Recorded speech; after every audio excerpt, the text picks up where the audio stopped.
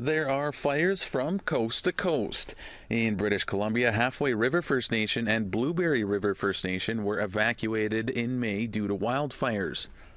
Halfway River First Nation will see residents return this week, while it is unclear when those from Blueberry River will be able to go home. In Alberta, fire is threatening Mikisew Cree First Nation and Athabasca Chipewyan First Nation, which are only accessible by plane or boat.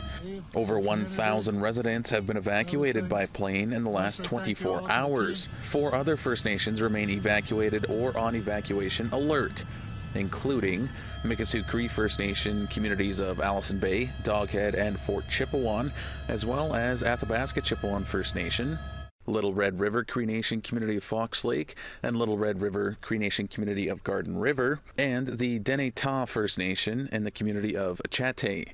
Saskatchewan has 4 First Nations with evacuees due to wildfire.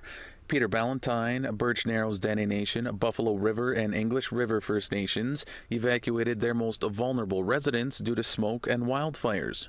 In Manitoba, Pimicikamak Cree Nation has seen 98% of their population return after a full community evacuation last week, with only the most vulnerable still not yet home. Over in the Atlantic region, all 20 community members from Sipekne'katik First Nation's Wallace Hills Reserve were evacuated due to wildfires.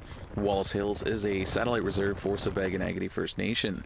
And Acadia First Nation issued an evacuation of their Hammonds Plains Reserve due to the wildfire. There are no homes or residents living on the reserve, but commercial operations on site have evacuated and remain closed.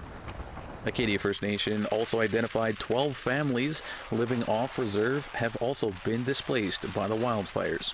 And Hay River in the Northwest Territories downgraded their evacuation order to an evacuation alert, while an order remains in place for the community of Katlodeche First Nation.